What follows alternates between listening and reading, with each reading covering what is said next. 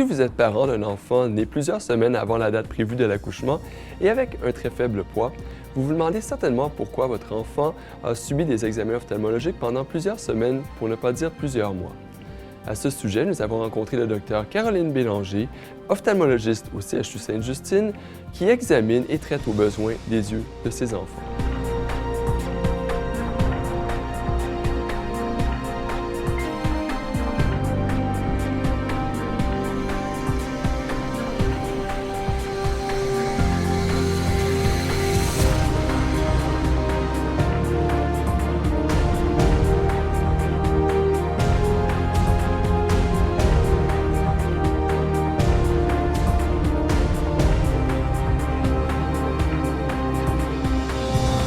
Docteur Bélanger, je vais vous poser cette question que les parents brûlent de vous poser. Pourquoi s'en prendre à ces pauvres petits bébés dans le seul but d'examiner leur œil? Dans le fond, on va reparler un petit peu plus tard de l'examen comme tel, mais il n'est pas si douloureux qu'il en a l'air. La raison pour laquelle on examine les yeux des bébés prématurés, c'est pour des petites maladies qui s'appellent la rétinopathie du prématuré, la traiter si on a besoin, puis si le traitement est efficace, à ce moment-là, on peut sauver les enfants prématurés de la cécité. Okay.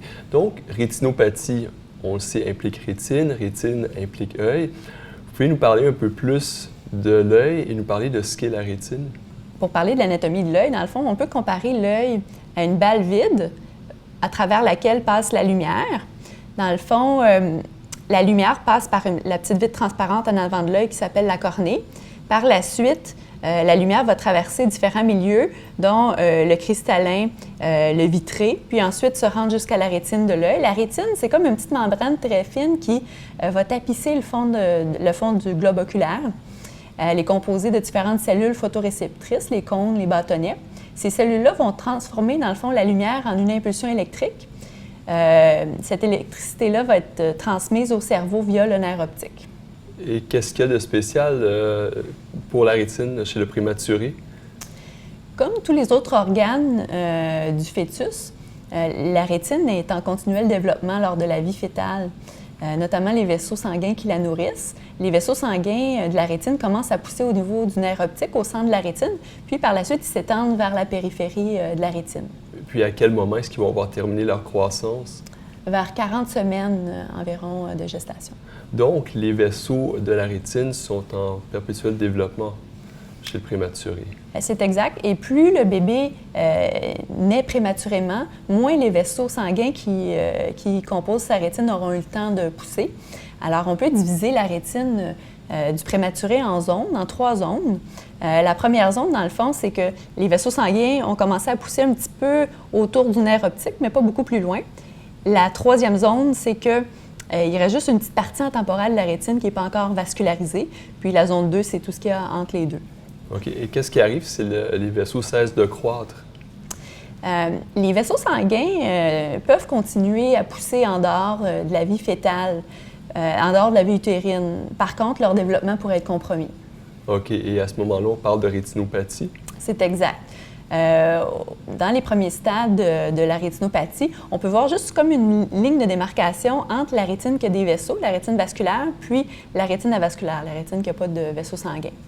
Par la suite, cette petite ligne-là va prendre un petit peu de volume. On appelle ça le stade 2. Ensuite de ça, des néovaisseaux, des vaisseaux sanguins anormaux vont commencer à pousser, à croître au niveau de cette petite ligne de démarcation-là. On appelle ça le stade 3.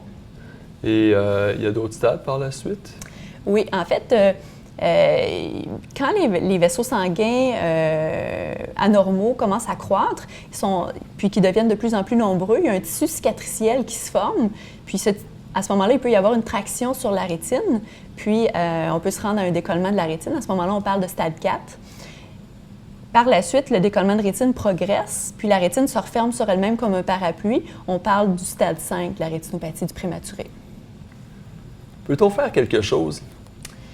On peut traiter la rétinopathie au stade 3, parfois même avant, pour éviter de se rendre au stade 4 et au stade 5, les décollements de la rétine. De là, la nécessité d'examiner l'enfant régulièrement. C'est sûr qu'on peut toujours faire des traitements au stade 4 et 5, mais le pronostic visuel à ce moment-là est très réservé. Et que signifie décollement de rétine pour l'enfant prématuré? Comme la rétine est la membrane qui capte la lumière, si elle est décollée, on ne peut pas voir. Par contre, s'il y a une partie de la rétine seulement qui est décollée, à ce moment-là, il peut y avoir une vision partielle. Okay. Donc, on comprend que les vaisseaux sanguins de la rétine sont en développement chez l'enfant, en fait chez le fœtus, qu'au moment de la naissance, pour l'enfant prématuré, les vaisseaux n'ont pas terminé leur croissance, vont continuer leur croissance normalement, à moins qu'elle devienne une rétinopathie. On doit, par conséquent, effectuer un dépistage, pour ne pas dire un traitement au moment opportun de la rétinopathie, pour éviter une perte de vision significative pour l'enfant. Est-ce que c'est une majorité des enfants qui en sont atteints?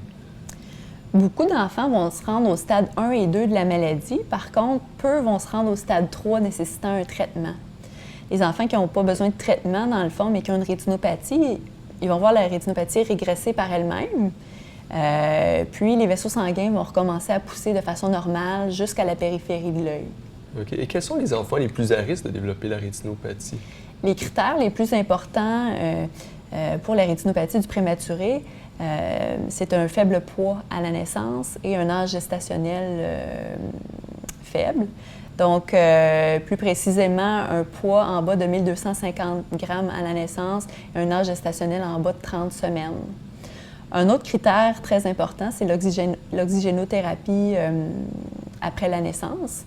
La rétinopathie vient du fait que la concentration en oxygène dans l'air ambiant est nettement supérieure à celle à laquelle a accès le fœtus dans l'utérus. Alors, une fois le bébé né, dans le fond, c'est comme si l'oxygène devenait toxique pour la rétine du prématuré. Le prématuré a besoin d'oxygène pour le développement des organes vitaux. Par contre, trop d'oxygène peut nuire au développement de la rétine. Okay. On nous demande parfois d'examiner des enfants nés à terme ayant reçu de l'oxygène. Est-ce que c'est quelque chose de justifié? La rétinopathie du prématuré, c'est vraiment une maladie du prématuré. Alors, l'oxygène seul ne peut pas induire la rétinopathie. Okay. Comment se fait l'examen de l'enfant prématuré? On utilise un ophtalmoscope, un casque, à l'aide d'une lentille. On doit obtenir une dilatation pupillaire pour permettre à la lumière de l'ophtalmoscope et à l'image de la rétine de passer. Pour faire ça, dans le fond, on doit placer des gouttes pour effectuer la dilatation pupillaire dans les yeux du bébé. On attend 30 minutes pour que les gouttes agissent, puis ensuite on instille les gouttes d'anesthésique locale dans les yeux pour éviter toute douleur à l'enfant.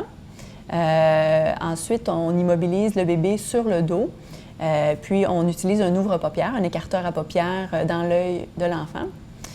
Puis c'est à ce moment-là qu'on va utiliser le casque avec la lentille pour visualiser la rétine.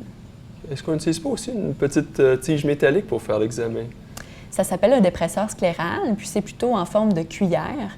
Dans le fond, la rétinopathie du prématuré, c'est vraiment une maladie de la rétine périphérique. Alors, si on veut voir vraiment toute la périphérie de la rétine, puis on ne peut pas demander à l'enfant non plus de regarder dans la direction voulue, on utilise cette petite tige-là pour déplacer l'œil dans la direction qu'on veut examiner. Et on peut voir, en effectuant une petite pression sur l'œil aussi, on peut vraiment voir toute la périphérie de la rétine. Plus tôt, vous parliez de gouttes anesthésiques. Pourtant, l'enfant semble souffrir quand l'examen est effectué. Il ne ressent pas de douleur comme telle. Par contre, c'est inconfortable parce qu'il est retenu contre son gré, la lumière est puissante. Ensuite de ça, il ressent quand même la pression de l'ouvre-paupières, puis le dépresseur scléral. Alors, c'est pour ça que le bébé pleure durant l'examen. À ce sujet, nous savons que des gouttes de sucrose sont utilisées à l'unité néonatale lorsque l'examen de l'œil est effectué chez les prématurés. Nous avons rencontré une infirmière de cette unité pour savoir en quoi cette procédure aidait à l'examen. On utilise le sucrose en néonatologie depuis quelques années déjà et on voit ses bienfaits à chaque jour de travail. En plus, depuis à peu près un an, on est en train d'adopter une nouvelle philosophie, un nouveau modèle de travail qui se veut les soins de développement. Et dans le principe de base de soins de développement se trouve la gestion de la douleur.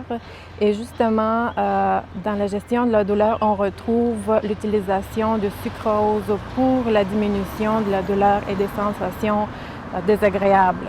Donc, on utilise le sucrose lors des prélèvements au au talon, des prélèvements veineux, d'installation des cathéters veineux, d'installation de tubes de gavage, de levine, d'aspiration des sécrétions et lors de l'examen ophtalmique. Donc on voit tout de suite les bienfaits chez les prématurés. Cependant, il est prouvé que pour les bébés à terme et les bébés et les jeunes enfants, les effets de sucrose sont en diminution. Donc, moi, je veux rappeler qu'il ne faut pas oublier qu'il existe une autre substance qui est universelle et disponible.